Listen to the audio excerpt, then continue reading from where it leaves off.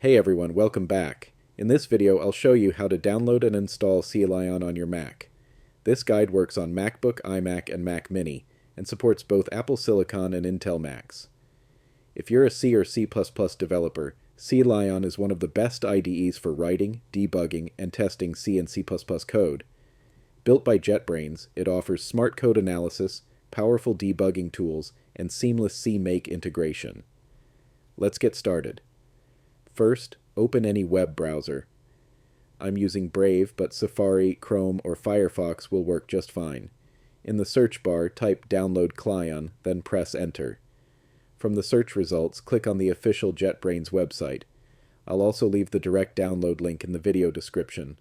Once you're on the CLion download page, choose the correct version for your Mac, either Apple Silicon or Intel. If you're not sure which one you have, click the Apple menu in the top left corner of your screen and select About this Mac. If you see Apple M1, M2, M3, or M4, you're using an Apple Silicon Mac.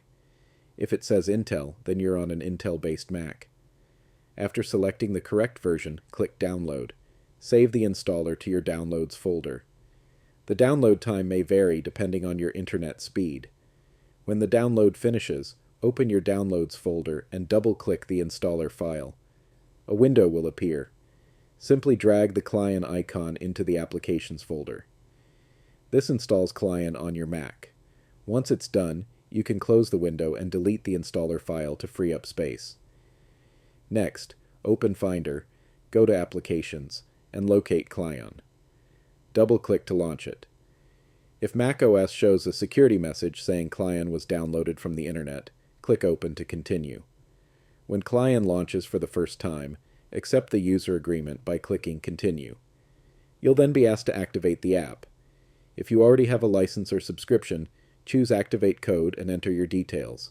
Otherwise, select Start Free Trial to begin using CLion for free. And that's it. CLion is now installed on your Mac, and you're ready to start coding in C and C++. If this video helped you, don't forget to like, subscribe, and turn on notifications for more simple and helpful tech tutorials. Thanks for watching, and I'll see you in the next one.